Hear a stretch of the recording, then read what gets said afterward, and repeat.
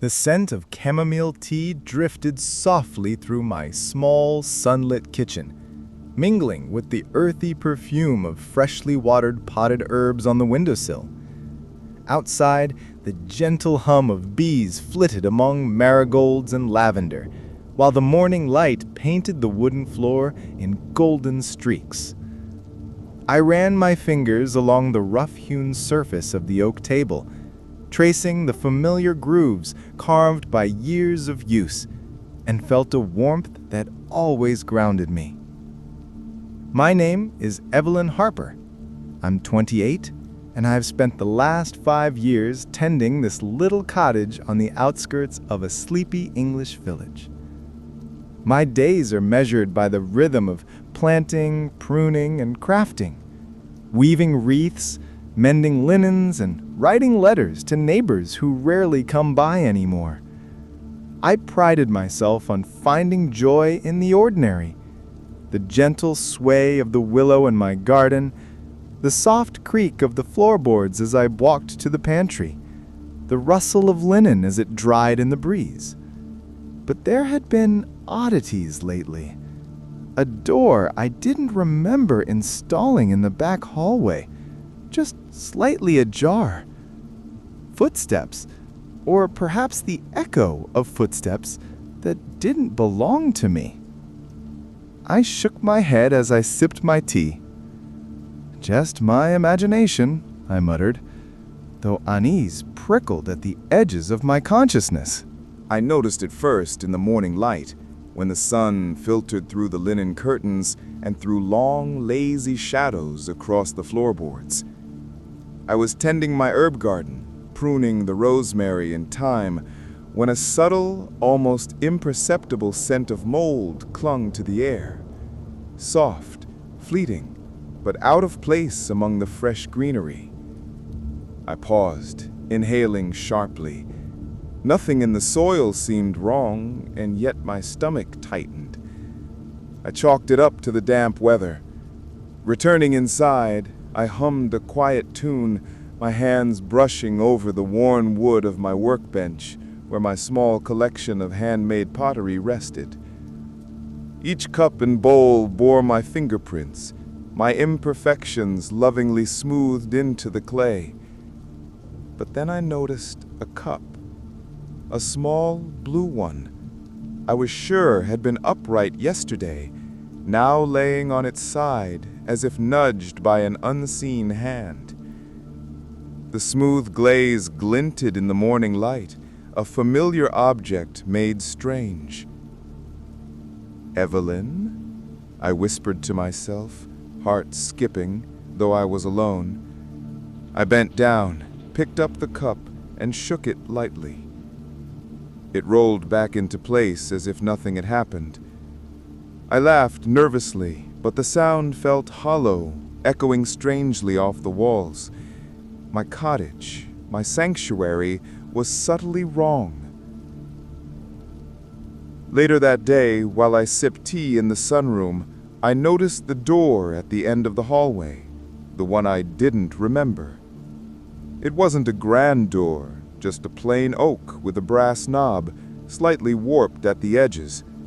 I hadn't installed it, yet it had the same rustic charm as everything else. I approached cautiously.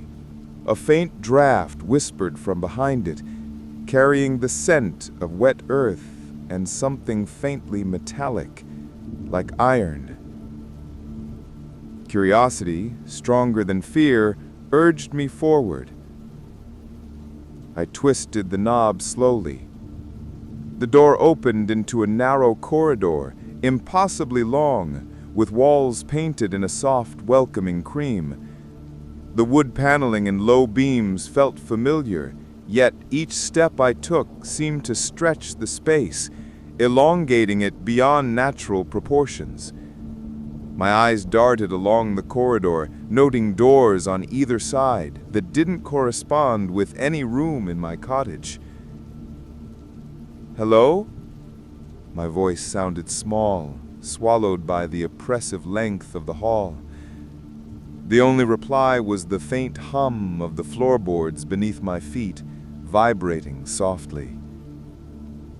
I pressed on, compelled by the odd mixture of fear and fascination. The corridor ended in a simple door, white and unassuming. I reached for it, and as my hand brushed the handle, the faintest whisper tickled my ear, like wind moving through hollow reeds. I jerked back, heart hammering, but the hallway was empty. I took a deep breath, trying to steady my racing thoughts. Perhaps I was exhausted, letting my imagination twist the comforting elements of my home into something sinister.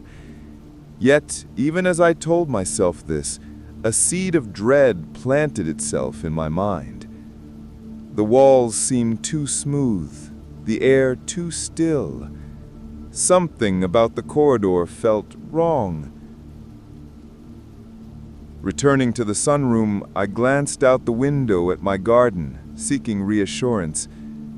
The lavender and marigolds swayed gently in the breeze, their familiar colors grounding me. But a chill ran down my spine. Was it the light? The scent? Or had the world itself begun to shift around me? I couldn't say. All I knew was that the first deviation had begun, subtle and almost tender, but enough to remind me that even in a place of comfort, shadows could creep where they were least expected. As evening settled, the golden light fading into a cool, silver dusk, I lingered at the hearth, sipping my tea. The warmth should have comforted me, but it only heightened my awareness of the unusual silence, the way the flames flickered as if reflecting some unseen presence. I placed the cup back on the table, careful to set it upright. A whisper of wind or memory brushed the room, and I knew, deep down, that my sanctuary was already starting to unravel. The morning sun filtered through the lace curtains, brushing the wooden floor with dappled gold. I could hear the faint twitter of sparrows outside, their small wings brushing against the air with comforting regularity. The scent of damp earth lingered faintly on the windowsill, mixed with the sweet perfume of lilacs I had planted just beyond the porch. I ran my fingers across the rough bark of my favorite potted cherry tree, feeling the grooves under my nails, a tactile reminder that some things remained anchored in the familiar. My mind, though, was elsewhere, restless, chasing the image of that strange corridor from yesterday. I tried to shake the thought off as I prepared breakfast, humming a tune I had learned from my grandmother. The kettle hiss, a comforting sound, until I noticed it stretched oddly, the spout seemingly longer than it should be, catching the morning light like a thin, polished needle. My stomach tightened. I leaned closer. The reflection in the kettle's polished surface didn't match my movements perfectly, subtle delays rippling through my reflection. I blinked, and it was gone. Curiosity, stronger than fear, drove me back toward the hallway. I hesitated at the threshold, staring down that endless corridor. It seemed to stretch further than yesterday, twisting in a way that made the familiar doors feel alien. The cream-colored walls now bore faint, almost imperceptible cracks, like veins spider-webbing outward. Each step I took seemed to echo longer than it should, the soft creak of the floorboards morphing into an unsettling, drawn-out groan. I passed the first door on the right, a small room that smelled faintly of vanilla and old paper. Inside, a desk I didn't remember seeing yesterday stood with a stack of letters, neatly tied with a ribbon. The handwriting was mine, though I hadn't written any of them.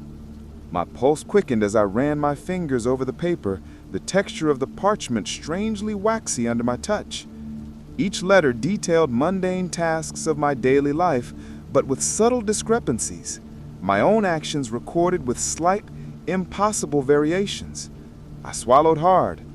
This place wasn't just shifting physically, it was warping memory, perception.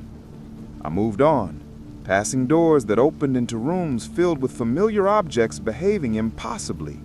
A loom weaving by itself, a rocking chair slowly rocking despite no breeze, a teapot levitating gently above a table before settling back down. The cottagecore charm remained on the surface, but every detail had a tremor of wrongness. As I explored, a faint draft whispered through the corridor, carrying scents that didn't belong. Wet moss, scorched wood, metallic tang. The air seemed thicker here, almost viscous, pressing against my skin. I reached for the doorknob at the corridor's end, a simple wooden handle, but my hand brushed against it and recoiled instinctively. Behind it, I heard something. Soft at first, almost like the scrape of fingernails on a wooden floor, then a low, murmuring sound I couldn't place. I froze, heart hammering, the air suddenly impossibly still. "Hello?" I whispered, my voice trembling. The corridor responded only with silence, but I could feel it pressing in, stretching, extending, as though it were alive. My mind reeled with possibilities, exhaustion, imagination, some strange trick of light and shadow. And yet, as I turned to retreat, the hallway itself seemed to bend, curving in ways that should have been impossible. Each step back only led me deeper, the corridor looping in subtle, disorienting arcs. Panic bubbled beneath my skin. I pressed my hands against the walls, feeling the texture of plaster and paint, soft, then suddenly slick like wet clay under my fingers. The familiar comfort of home was eroding with every heartbeat. Even the sunlight that spilled from the tiny windows embedded in the walls was distorted, angled strangely, elongating shadows in impossible ways. I stumbled into a small alcove filled with potted plants I recognized from my garden.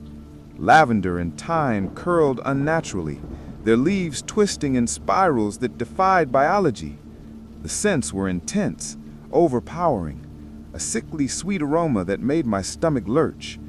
As I bent closer, I thought I saw movement among the foliage, shapes shifting just out of focus, as if the shadows themselves were alive. I jerked back, nearly tripping over a rug that appeared where none had been yesterday, its fibers rough and itching against my legs. The murmuring sound returned, louder now, echoing from the far end of the corridor. It was rhythmic, almost like a chant, but no words could be discerned. My pulse raced as I realized I couldn't recall the layout of my own home anymore. Doors that led to the kitchen yesterday now opened into empty hallways. Windows offered views of rooms I had never seen. The garden, outside, once visible, was obscured by walls that hadn't been there before. I pressed my hands to my temples, trying to anchor myself, repeating familiar routines silently. Tea in the morning, pruning herbs, sweeping the floors. Yet each repetition felt distorted, hollow, like echoes bouncing off invisible walls. The corridor seemed endless, a labyrinth of soft cream walls and warped wood floors, each step carrying me further from familiarity. Hours, or perhaps minutes, passed indistinctly. I lost track of time entirely, my senses assaulted by the subtle wrongness of each space. A chair I tried to sit on folded unnaturally under my weight, its legs bending like saplings in a storm. A window reflected not the sun, but an impossible twilight, the sky tinged with hues I couldn't name. I could hear my own breathing, exaggerated, echoing, intertwined with faint footsteps that weren't my own. I stumbled into a larger room, filled with objects from my workshop, looms, baskets, weaving tools. They were all intact, yet subtly malformed, the wooden frames elongated, the fibers of fabric pulsing faintly like veins under skin. I reached out, fingers brushing against the surface, feeling the faint warmth of something living beneath the wood. My stomach twisted. This place, my cottage, was no longer simply home. It was a living puzzle, observing me, reshaping itself around my fears. I ran my hands along a loom, trying to calm myself. A soft, whispering wind swirled through the room, carrying the scent of chamomile mixed with iron, and I realized the corridor, the walls, the doors, they weren't just shifting physically. They were a reflection, a mirror of my mind, each small deviation amplifying discomfort into panic. As I backed away, a door I hadn't noticed opened on its own, revealing another corridor, even longer and narrower than the last. My heart thudded. The labyrinth had begun to assert itself fully. I knew that once I stepped through, the familiar safety of my cottage would fade completely. My hands shook as I reached for the knob, the polished brass cold and almost alive under my fingers. And as I pushed the door open, I stepped forward into a space that defied reason, my mind clinging desperately to fragments of comfort, even as the world around me twisted into something new, unfamiliar, and undeniably alive. The morning light spilled unevenly through the tall, narrow windows, casting long, wavering shadows across the uneven wooden floor. A faint scent of honey and wax drifted from the small apothecary jars I kept on the shelves, mingling with the lingering earthy odor of my garden just beyond the cottage walls. I ran my fingers over the worn handle of my sewing kit, feeling the familiar bumps and grooves of age, the comforting texture of smooth wood marred only by tiny scars of repeated use. Normally, these textures grounded me, made me feel safe and at home. Today, though, even the familiar seemed slightly off. I had awoken with the echo of last night's corridors pressing against my mind, corridors that didn't belong in my home. I tried to shake it off, telling myself that the labyrinth of hallways and shifting doors was a trick of exhaustion, a dream I had dragged into waking life. Yet when I entered my workshop, the first anomaly caught me in mid-step. A small basket of yarn, neatly wound and perfectly colored yesterday, now seemed to pulse faintly, as if alive. Each thread shifted imperceptibly, curling and uncurling under my gaze. I touched a strand, and it recoiled, snapping lightly against my fingers, like a playful yet unnerving animal. The room smelled faintly of wood shavings and lavender, yet beneath it something metallic lingered, sharp and alien. My eyes flicked to the loom I had been working on last week, and my breath caught. The wooden frame had twisted ever so slightly overnight, the straight edges bowed and warped. The fabric, which should have been smooth and soft, rippled as if breathing. My fingers hovered over it, afraid to touch, yet drawn in. Each strand seemed to vibrate with a life of its own, faint murmurs brushing against my ears, so soft I couldn't be sure if they were real or imagined. I whispered to myself, "It's just me. It's just exhaustion." But my voice sounded hollow in the room, bouncing back with a strange resonance that didn't match the acoustics of the space I knew. I stepped back, brushing against a shelf, and a jar of dried herbs wobbled, teetering before settling as though nothing had happened. But my stomach churned, my hands trembled. Even the comforting details of my cottage, the baskets, the wooden chairs, the patchwork rugs, had begun to feel aware. The faintest movement at the edge of my vision caught my attention.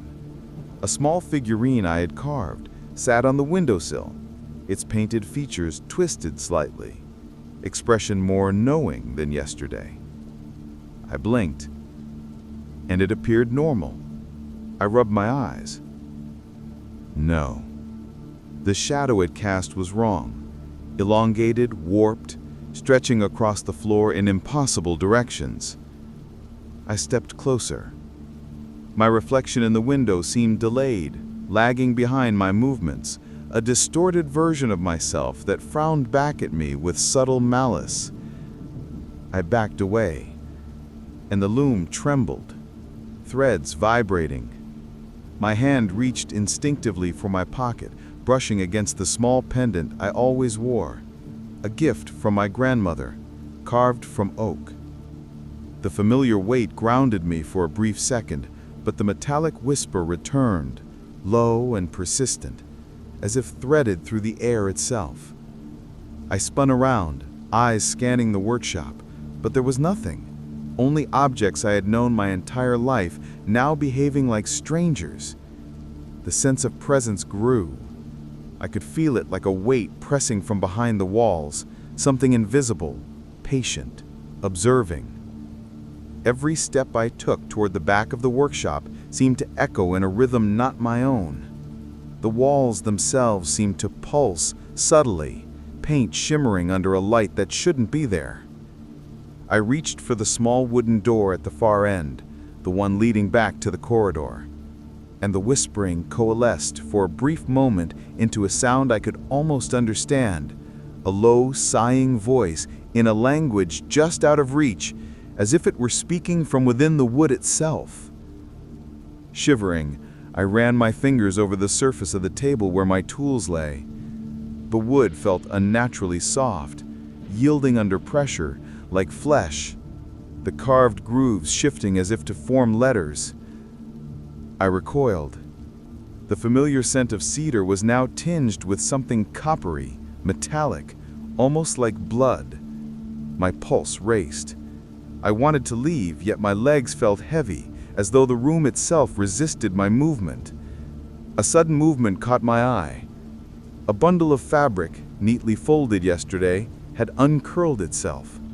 It floated slightly, hovering above the table before falling back into place. I gasped, stumbling backward. My hands gripped the edge of the table for support, and the whispering rose, coiling through the room, faint but insistent. Shapes flitted at the periphery of my vision. Shadows that shouldn't exist, moving against the logic of light and object. "Stop. Please," I whispered, voice cracking. The sound bounced back, distorted, mocking. My reflection in the window, still delayed, smiled when I did not. My sanctuary, my cottage, the gentle rhythm of wood and linen and sun-dappled gardens had begun to betray me. The familiar objects were no longer passive, they were extensions of the corridor, the labyrinth, stretching the rules of reality into something my mind could barely comprehend. I moved toward the doorway, hoping to return to the corridor's main hall, but the layout had shifted. The familiar furniture blocked the path, then rearranged itself subtly as I approached. Every step I took seemed to trigger a small distortion, a chair tilting unnaturally, a teapot humming softly, the loom's threads vibrating in resonance with the whispering. My chest tightened. The comforting textures of home had become instruments of unease. The corridor beyond the doorway stretched impossibly long, even further than yesterday. Doors appeared where none had existed, their knobs gleaming, beckoning. A faint scent of wet moss and scarred wood drifted from one of them, curling into my nose with unsettling insistence. My hands trembled as I reached for the nearest doorknob. The whispering rose to a low chant, almost melodic but utterly alien, threading through the air like smoke. Something shifted behind me. I spun. Nothing. Yet I felt it. Presence. Attention. Intelligence. I wasn't alone.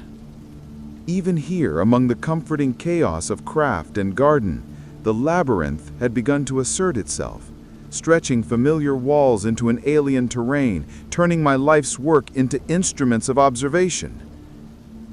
I pressed my hands against the nearest surface, a wooden shelf, and felt it vibrate, pulsing subtly, almost in rhythm with my own heartbeat. Panic and curiosity mingled, pushing me forward. I stepped through the nearest doorway, moving deeper into the corridor. With every step, the scent of familiar herbs warped into strange tangs of metal and earth. Shapes moved just beyond sight, whispering. observing. I realized then that the cottage I loved, my sanctuary of wood and linen and sun-dappled gardens, was no longer mine alone. It was alive, and it had begun to watch me.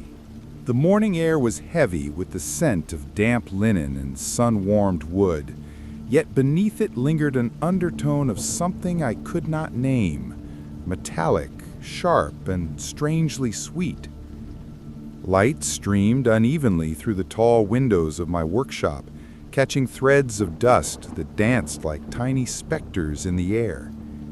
My fingers brushed against the rough surface of a basket of freshly picked herbs.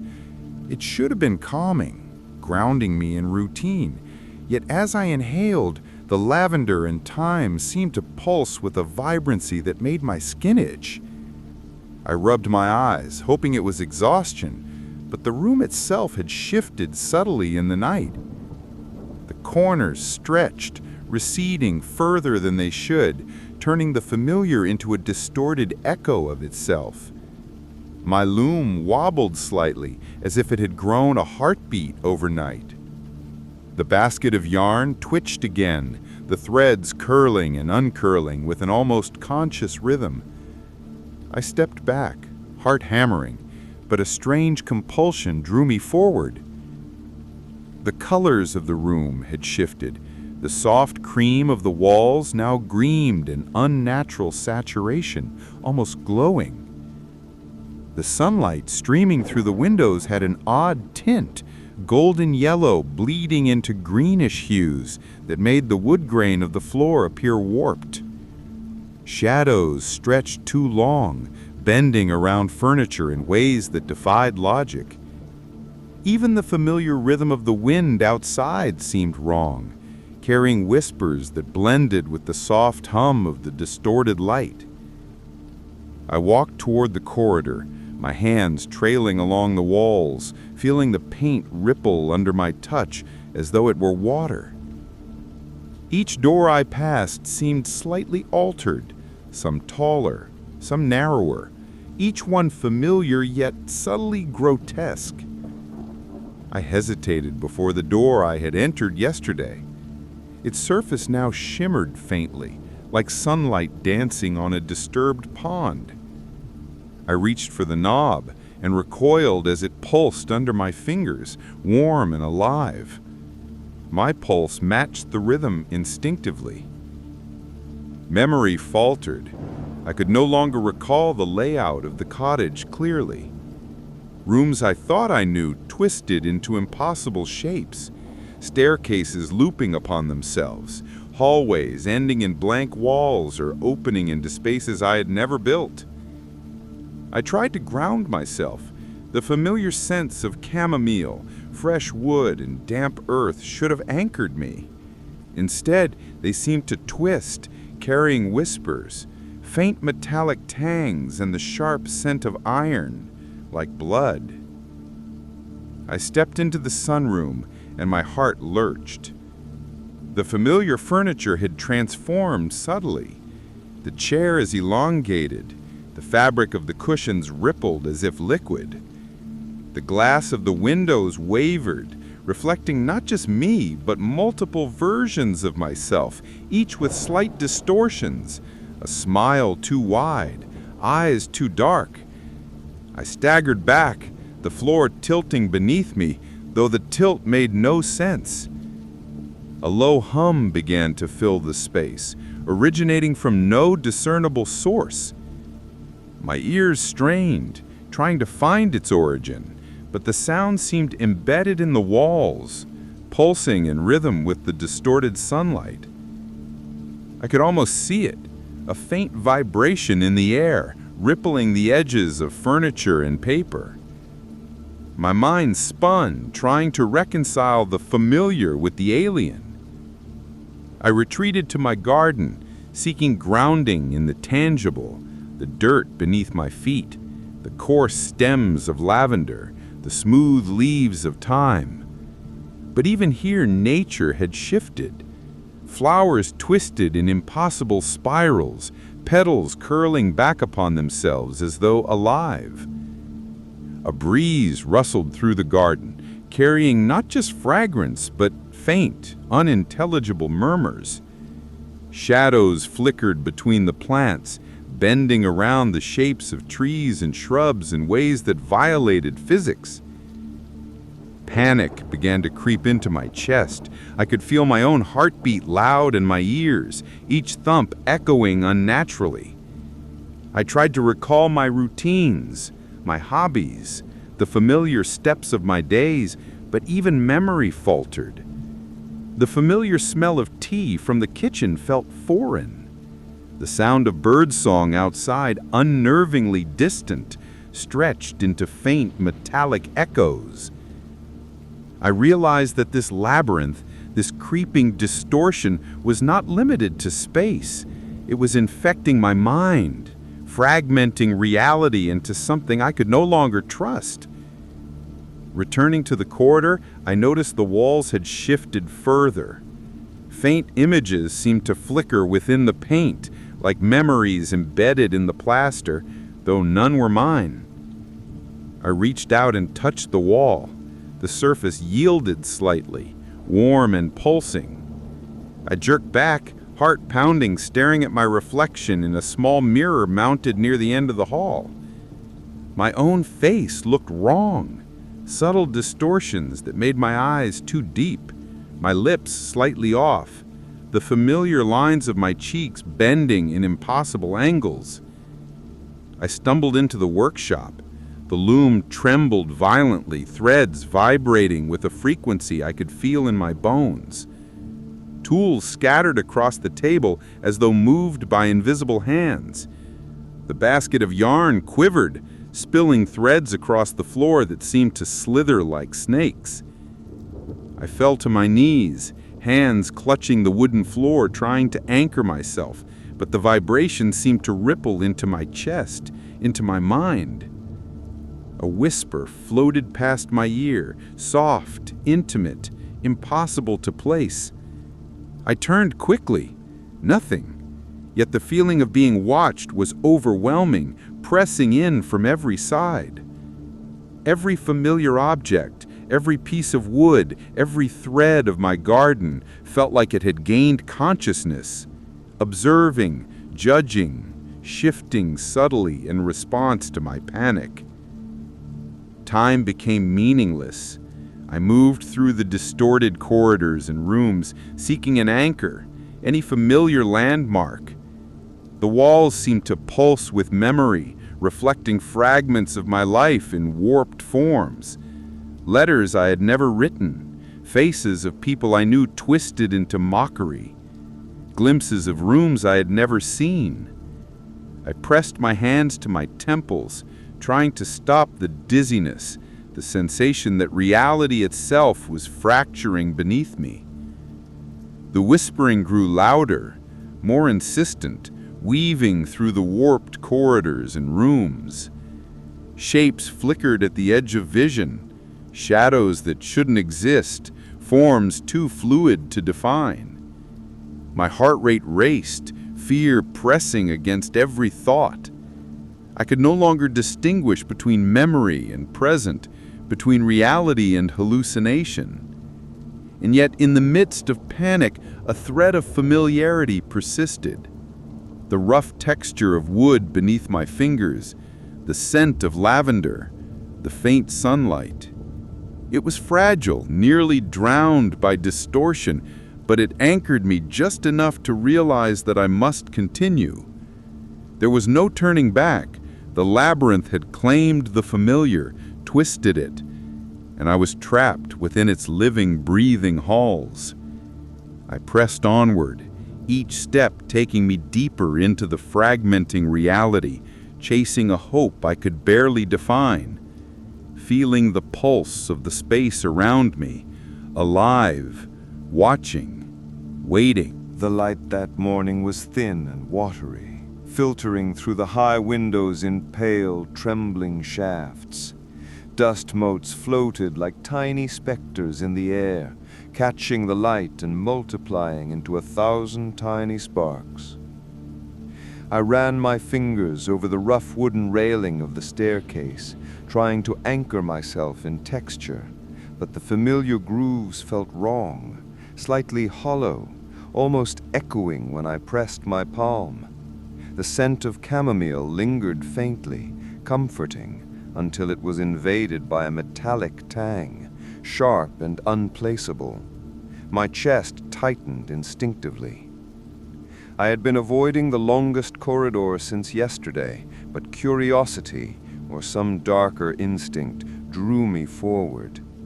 Each step seemed to amplify the whispering I had begun to hear more clearly, a soft susurration threading through the warped walls, curling into my ears from angles no rational architecture should allow.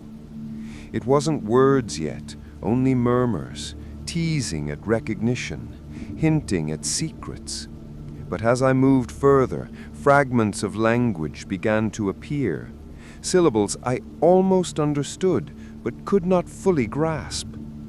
The corridor stretched endlessly, cream walls glowing faintly in unnatural hues.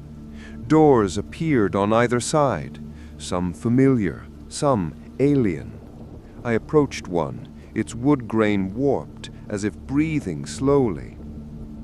A soft creak from behind it made me freeze. My heartbeat cindered in my ears. "Hello?"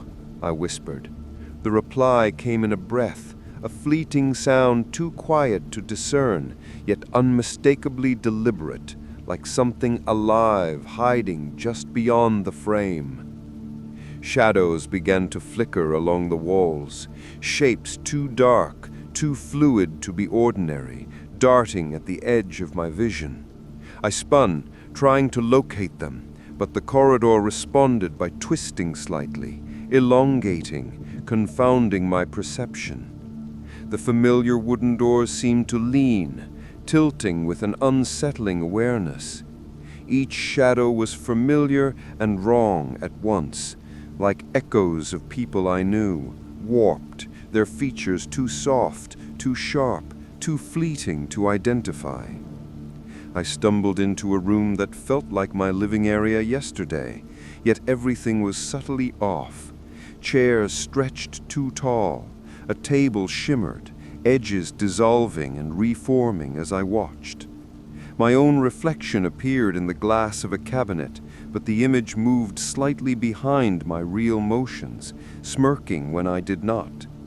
I pressed my palms against my eyes, desperate to wake from this nightmare. Yet when I opened them again, the space had altered further. A whisper brushed against my ear, intimate and insistent, carrying words I couldn't fully make sense of, yet felt directed at me. I whirled around, nothing. Yet the sensation of presence pressed against my skin, the hair on my arms standing on end. Every object, the wooden beams, the wicker baskets, the carefully placed jars, seemed to lean slightly toward me, attentive, as if breathing in my fear. A door at the far end of the room swung open slowly, creaking against the warped hinges. A figure appeared, tall, indistinct, shrouded in shadow. My heart seized. I tried to call out, to move, but my body felt leaden. The figure did not step forward, did not speak, yet I could feel its gaze, sharp and unyielding, piercing through the thin layers of reality between us. Panic coursed through my veins. I stumbled backward, tripping over a rug that hadn't been there before, my hands grasping the air for balance. The figure remained, unmoving, watching. The walls around me seemed to breathe, expanding and contracting subtly, and I realized the room itself was alive in some incomprehensible way, shifting in response to my fear.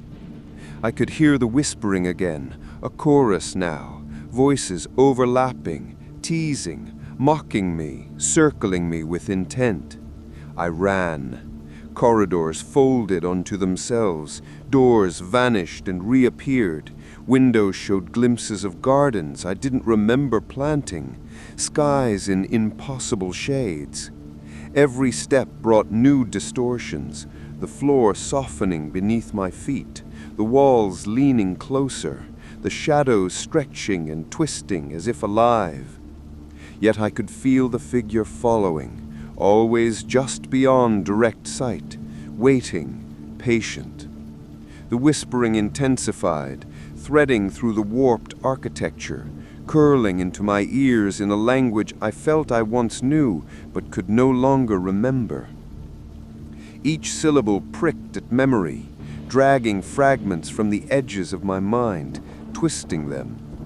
I saw flashes of my grandmother's garden, the smell of fresh bread from the kitchen, the warmth of sunlit wood, but each memory shimmered, distorted, coated in the creeping unnaturality of this labyrinth. I paused in a hallway that stretched impossibly long. My reflection appeared in a window along the wall. More than one reflection, in fact, each image flickering with subtle differences, smiling or frowning, sometimes screaming silently. The figure appeared in one of the reflections, just behind me, elongated, faceless, watching. My chest heaved.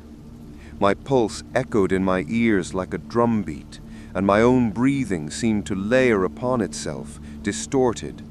I reached for the nearest door, twisting the knob desperately.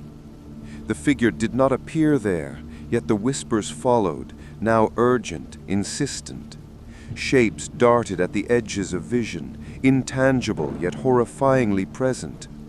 I realized that even turning, even hiding did not remove the attention. This space, the walls, the objects, the shadows, they were aware of me, and I was trapped within their observation. Collapsing against a warped wooden post, I pressed my forehead to it. The texture was soft, almost yielding, warm beneath my fingers. The whispering slowed slightly, becoming almost gentle, coaxing me, tempting me to trust it. My mind reeled. Was it real? Was I losing myself entirely? My own heartbeat became a guide through a fragile thread through the dissonance of the labyrinth, and I clung to it as the shadows twisted and the figure lingered, patient, relentless. Time lost meaning. The corridors seemed endless, looping back in impossible ways, revealing rooms that should not exist, each one more familiar and alien than the last. The whispering wove through every surface, through every object, through every shadow. The figure remained, always just beyond full comprehension, a sentinel of the labyrinth's will. I realized with a cold certainty that the cottage I had loved, my sanctuary of sunlit wood, herbs, and quiet comfort, was no longer mine alone. It had become a living, observing entity, shaping itself around my fear, twisting my memories, bending reality itself. And the figure, silent and eternal, waited for me to falter, to surrender to the whispering, to the inevitability of being consumed by this waking nightmare. The morning light, when it came, was fractured. Splintered shards of pale gold slicing through impossibly high windows. Dust drifted lazily in the air, catching the fractured beams in a shimmer that made the space feel alive, like a breathing organism. The scent of wet earth clung faintly to the walls, mingling with the sharp tang of iron, metallic and unsettling.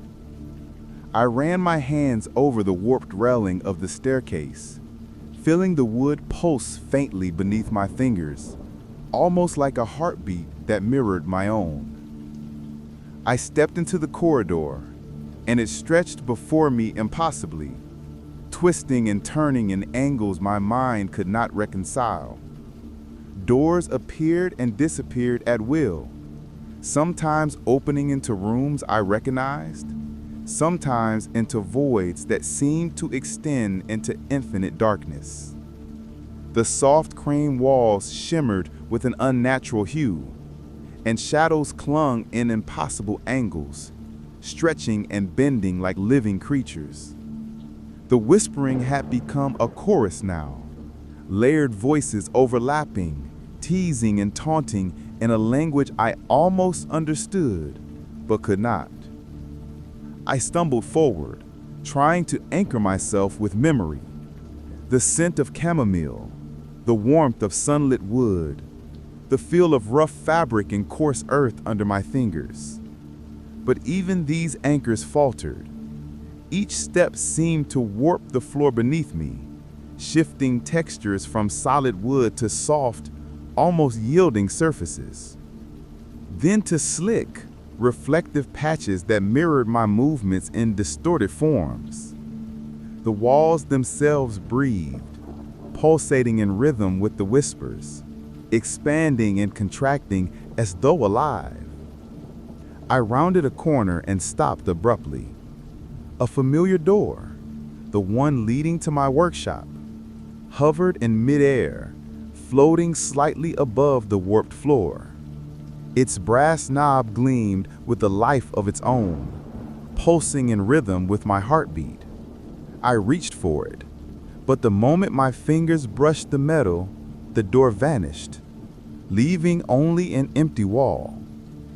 I stumbled back, chest tight, ears ringing with layered whispers that seemed to echo from every direction at once. The corridor looped endlessly, defying logic. I tried counting steps, but numbers lost meaning. 100 became 1,000, and 1,000 folded back into one. Shadows moved independently of light, stretching and twisting into forms vaguely human, vaguely monstrous. I glimpsed shapes in mirrors that should have reflected nothing, figures standing behind me, disappearing when I turned, their presence palpable in the chill crawling over my skin. I pressed forward, desperate for familiarity, yet the labyrinth warped around me. Rooms merged into corridors, walls curved impossibly, floors slatted without reason. The faint metallic scent intensified, mingling with the sweet tang of herbs that now seemed overripe, almost rotting. I tripped over a rug that stretched endlessly beneath my feet, fibers shifting like serpents, tangling around my ankles before releasing me into an open room. Inside, objects I once loved had become alien. My loom twisted in impossible angles, threads vibrating like wires under electric current. Chairs bowed and stretched, bending around invisible forces. Pots and baskets floated slightly, swaying as if breathing. Even the light seemed sentient, bending around objects, casting shadows that refused to obey their sources. My mind raced, trying to make sense, to anchor to memory, but the labyrinth rejected logic, rejecting comfort, fracturing sanity. I could hear the whispers clearly now, threading through every surface. Words almost recognizable flickered in and out. "Evelyn," they breathed. "Do you see?" Each syllable pressed against my skull, vibrating through my bones. I turned in panic, and a figure appeared.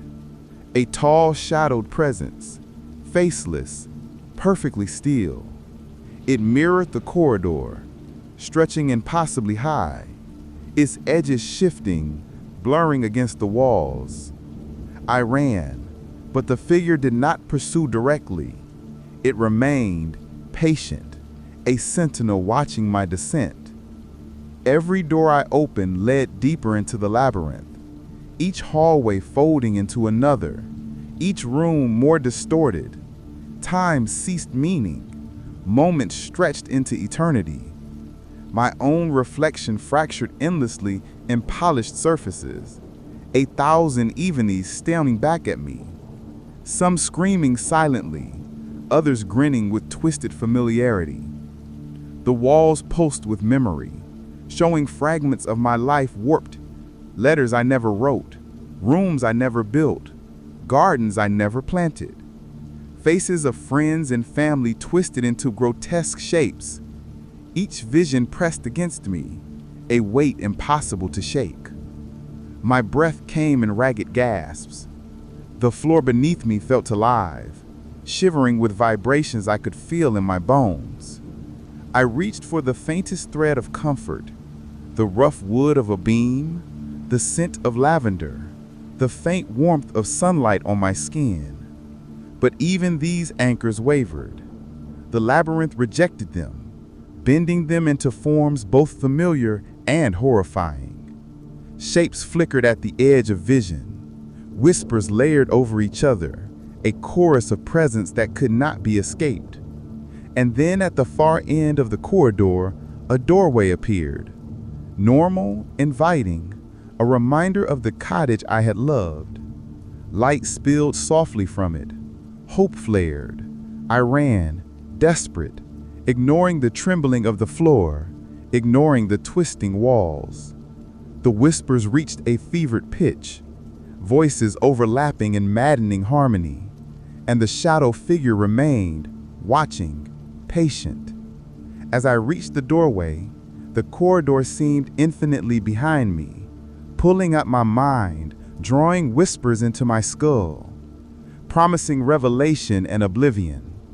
I hesitated, hand on the knob, pulse hammering. The figure flickered in my vision, then vanished, leaving only an empty wall. Silence followed, but the air vibrated with anticipation. I took a deep breath and stepped through, unsure whether I was moving toward escape or deeper into the nightmare. The labyrinth had become totality, consuming my senses, my perception, my sanity. Yet a fragile thread of hope, the memory of sunlight, wood, and lavender remained, tenuous but real. And with it, I pressed forward, into the unknown, toward whatever lay beyond the impossible, twisting halls. The morning light had vanished entirely, replaced by a pale, sickly glow that seemed to emanate from the walls themselves. The air was thick, damp, heavy with the scent of wet wood, iron, and faintly burned herbs. Each breath I drew felt viscous, like inhaling syrup, clinging to my throat. The wooden floor beneath me pulsed faintly, vibrating in rhythm with my heartbeat, making every step a struggle. My hands grazed the walls, tracing the warped surfaces. The familiar grooves were now soft, almost like skin, yielding and subtly warm. I had been wandering for what felt like hours or days, but time no longer had meaning. The corridors had multiplied, twisting and spiraling, folding into themselves impossibly. Doors appeared and vanished at will. Shadows flickered at the edges of vision, stretching impossibly long, then contracting, then disappearing entirely. I could hear whispers everywhere now, overlapping, insistent, calling my name, teasing my memories, distorting my thoughts. I stumbled into a larger chamber, walls cream at first glance, but pulsing with faint veins of color, greens, reds, and purples that shifted under the light. The room was filled with objects familiar from my life, looms, baskets, chairs, potted plants, but every single one was subtly wrong. The looms flexed like living things, the threads writhing and pulsing. The plants twisted unnaturally, their stems elongating, curling, leaves whispering in voices only I could almost comprehend. Even the furniture seemed aware, leaning slightly toward me, observing, waiting. A sound behind me made my blood run cold. I turned, and for the first time I saw it clearly. The figure, faceless, humanoid in shape, yet impossibly distorted, edges flickering like shadows in a disturbed mirror. It did not move toward me, but radiated an oppressive awareness, filling the room. I could feel it pressing against my mind, probing, reading, teasing. The whispers coalesced into a voice, low and intimate, echoing inside my skull. "You cannot hide. You belong here with me." Panic surged. I ran, feet slipping on the soft, pulsing floor. Corridors looped in impossible angles, walls bending, doors elongating and contracting, the pale glow shifting and twisting reality itself. Shadows darted in my peripheral vision, indistinct but unnervingly purposeful. My own reflection appeared in every polished surface, fragmented, multiplied, each one distorted, some screaming silently, some grinning at me. I stumbled into what I thought was the sunroom. Light shimmered across warped surfaces, reflecting not the room as it was, but as it felt, infinite, impossible. The floor rippled like water. The furniture breathed. The scent of lavender and wood was overwhelmed by the metallic tang of iron, sharp and consuming. I pressed my hands to the nearest wooden beam, trying to ground myself, but it pulsed under my touch, almost as if alive. The figure appeared again, this time closer, more defined, its faceless head tilted, following me, observing. I could feel the immense weight of attention pressing down, a pressure that distorted my very perception. The walls themselves seemed to lean inward, closing off escape, yet simultaneously stretching into infinite corridors. Every step I took seemed to summon more distortions, threads from the loom uncoiling and climbing the walls like vines, shadows bending over furniture to block my path.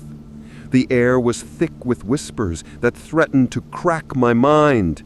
I screamed, a raw, trembling sound that echoed impossibly long, layered with the whispers, bouncing around the room in an infinite loop. My own voice returned to me in distorted forms, high-pitched, low-pitched, overlapping. I clawed at the walls, trying to feel solid wood beneath my hands, but even the texture shifted, soft, then slick, then rough, pulsing as if alive. The figure moved, or perhaps the room moved around it, I couldn't tell. Shadows stretched from its form, reaching across the chamber, writhing like smoke. Shapes flickered within those shadows, fleeting glimpses of faces, hands, objects, all familiar yet grotesque, twisted by some malevolent force.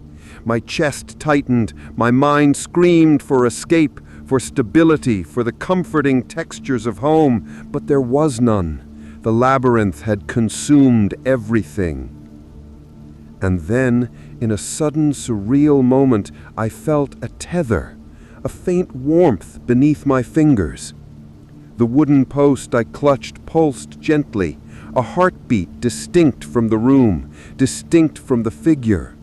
Clinging to it, I focused, closing my eyes, grounding myself in texture and warmth. The whisper surged, voices overlapping in maddening harmony, but the warmth stayed steady, a fragile anchor. I opened my eyes. The figure loomed, faceless and eternal, but I realized I could perceive it because I allowed myself to anchor. My mind, though frayed, still had control over what to focus on. I took a step back, then another, breathing through the pulsing, living floor, moving deliberately despite the shifting walls, despite the distortions, despite the whispers that tried to break my focus. The corridor ahead shimmered, morphing, folding. I pressed onward, hand gracing the pulsing wood, feeling a rhythm, a pattern. Each step became a defiance, a claim of existence against the entity watching, testing, observing. The whispers reached a crescendo, threatening to overwhelm, yet I held the tether. The texture beneath my fingers, the faint warmth grounding me in reality or what remained of it.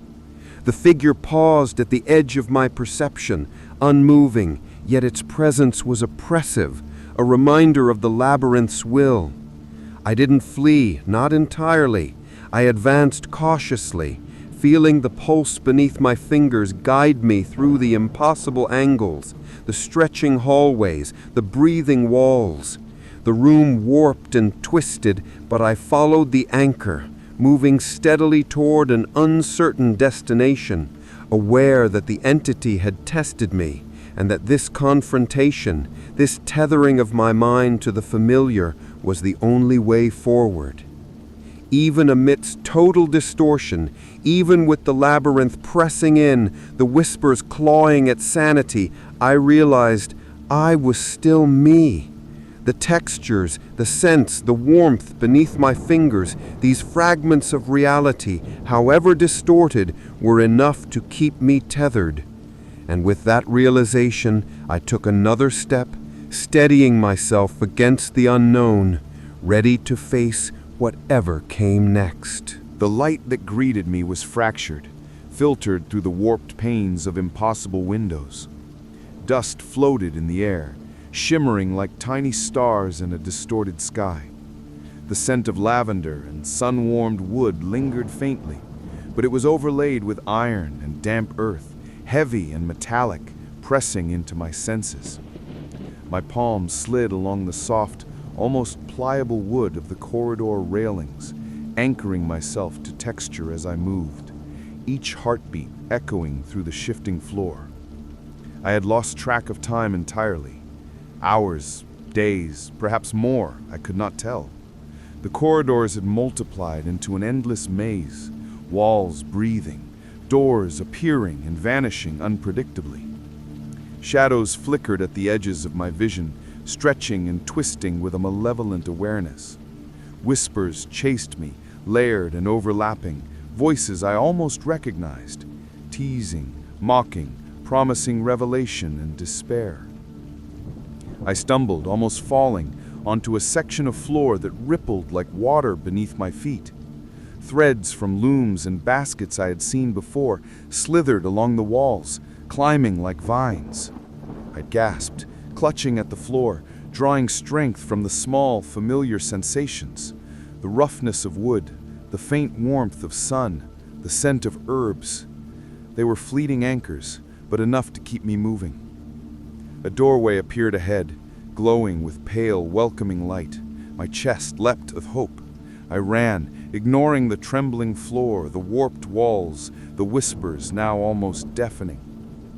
Shadows darted at the periphery, stretching impossibly long to block my path. The air itself seemed to thicken, heavy with expectation, pressing down like a physical weight. I reached the doorway and grasped the knob, cold, solid, real. For a moment it felt like a sanctuary, and then it shifted, elongating slightly under my hand, warping like soft wax. I froze, fear clawing up my spine. The whispers surged, a tidal wave of voices overlapping, merging into a chant that pressed directly against my skull. Go. You cannot leave. You belong. My heartbeat thundered. I wrenched the knob, yanking the door open. Beyond was not the safety I had imagined, but a corridor that twisted impossibly, stretching into infinite angles, walls breathing, floor folding and unfolding beneath me. I stepped through, desperate, clinging to the textures beneath my fingers, the warmth of wood grounding me, my senses straining to differentiate reality from hallucination. Shadows darted around me, more tangible now, humanoid yet fluid, faces flickering in impossible configurations. Figures emerged in corners, half seen, then gone, their gaze impossible to avoid. The whispering was now a roar inside my skull, voices overlapping in maddening, incomprehensible patterns. I pressed forward, ignoring the vertigo, the nausea, the disorienting distortion of every familiar object. The labyrinth stretched endlessly, folding over itself, rooms opening into corridors that led back on themselves. Every step became a defiance, a claim of presence against the consuming, observing architecture. The warmth beneath my fingers, the familiar scents, the slight pulse of wood and earth, these threads of reality guided me, slender but persistent. I glimpsed the figure again, closer now, faceless and towering, its edges flickering like static. It did not move directly, yet I could feel its awareness pressing down, an omnipresent weight. I ran, weaving through the corridors, leaping over warped floors, ducking beneath elongated doorways. My body screamed with exhaustion, my mind a tangle of fear and fragmented memories, yet I pressed on. Ahead, a window-like opening glowed with golden light, warm and pure. My heart surged with hope. I ran, every step fueled by desperation, the whispers now a chaotic symphony, shadows clawing at my heels. I leapt toward the light. The world stretched and warped beneath me, walls bending like molten wax, shadows reaching impossibly high, twisting. I collided with something solid, wood, real and familiar, and stumbled forward, falling into a sunlit room. The scent of lavender and chamomile filled the air, strong and comforting. My chest heaved, relief mingling with lingering terror. I pressed my hands against the wooden floor, feeling it solid beneath me, listening to the birdsong outside, clear and melodic. For a moment, I believed I had escaped. The walls were straight, the light natural, the shadows normal. The whispers had vanished, replaced by the gentle rustle of leaves, the distant hum of life. My body shook from exhaustion, mind reeling, but I felt safe. Yet in the corner of the room, I glimpsed a small shadow, flickering subtly, almost imperceptibly. A whisper, faint and intimate, brushed against my ear. "We are still here." I froze, heart pounding. The room was real, yes, but part of the labyrinth lingered, a subtle distortion threading through reality. I realized then that the cottage, the corridors, the shadows, the whispers, they had not entirely released me. The labyrinth had been patient, allowing me a fragile illusion of escape. The warmth, the scents, the textures, anchors enough to survive, but the entity, the presence, the shifting architecture, they remained, waiting. I rose slowly, hands grazing the wooden railing, textures grounding me, aware that I had survived, but the labyrinth's reach extended beyond understanding.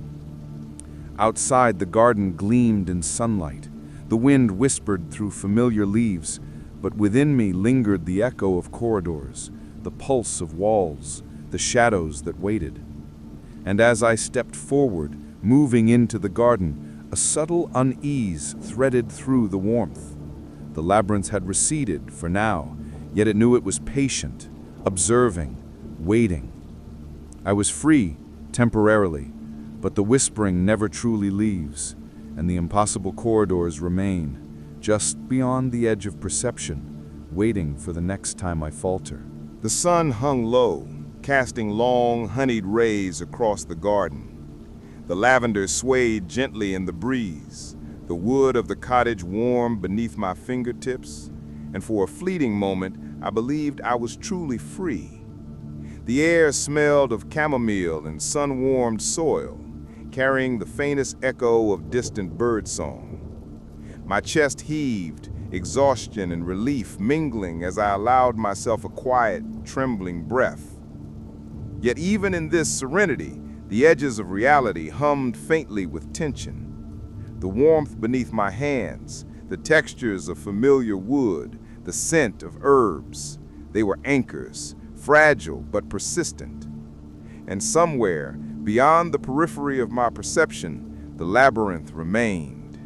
The whispering had retreated, but its echo lingered, a subtle vibration threading through the air, the walls, the shadows. I walked slowly through the garden, feeling the uneven stones beneath my feet, noting the curling tendrils of ivy along the fences, grounding myself in what was tangible. Each step reminded me of who I was, Evelyn, a gardener, an artisan, a soul tethered to memory and sensation. The labyrinth had tested me, bent my perception, fragmented my mind, yet I had endured. I had faced the unknown, and by clinging to the familiar, preserved a fragment of reality. Still, the sense of observation never fully lifted. Shadows flickered at the corners of my vision, bending subtly, stretching impossibly. The wind whispered faintly, carrying syllables I almost recognized. Doors I had passed before seemed to shimmer in the corner of my eye, never fully solid. And I knew that, though I had escaped for now, the labyrinth, the entity, the distortion, remained patient, waiting. I knelt among the lavender in time, brushing my fingers along the rough stems, inhaling their fragrance deeply. The warmth of the sun, the texture of earth and wood, the soft vibration of life around me, they were real. And yet I could not forget the corridors that had stretched into infinity, the whispers threading through walls, the figure faceless and eternal. I understood with a deep, unsettling clarity that the labyrinth was not merely a place, but a presence intertwined with memory, perception, and fear. Even as the light shifted toward evening, painting the sky in soft gold and rose, I felt the faint pulse of corridors just beyond the edge of vision, threads of reality stretching and twisting, waiting for a moment of weakness. My senses, now hyper-aware, traced every texture, every scent, every sound. I had survived by noticing, by grounding, by tethering myself to fragments of reality, and that vigilance would have to remain, always. I rose to my feet, brushing dirt from my hands, and walked slowly back toward the cottage. Each step was deliberate, a rhythm that defied the labyrinth's pull. The garden bloomed warmly, the sunlit wood glowed, the breeze whispered a language I understood as comfort. And yet I carried with me the memory of impossible corridors, shifting walls, whispering shadows, a reminder that the ordinary could twist into the extraordinary, that beauty and horror coexist, that reality itself is fragile. For now, I was safe, but the labyrinth had left its mark. In every shadow, every corner, every slight shift in texture or scent, it lingered, patient, observing, waiting. And I too lingered, aware, vigilant, holding tightly to the fragile threads of reality that had kept me whole. The garden was calm. The sun dipped lower, painting long shadows across the lavender. I exhaled slowly, grounding myself in warmth and texture. Yet somewhere, just beyond the edge of perception, the whispers waited, the corridors stretched, and the presence remained. And I knew, as I had always known since the first subtle distortion, that the labyrinth was endless, not merely in space, but in mind and memory. That escape was never permanent, only a temporary reprieve. That horror and beauty intertwined, persistent, and eternal. I walked forward into the fading light, carrying the knowledge that reality is fragile, perception mutable, and that somewhere the labyrinth waits for those who falter. And I survived, for now.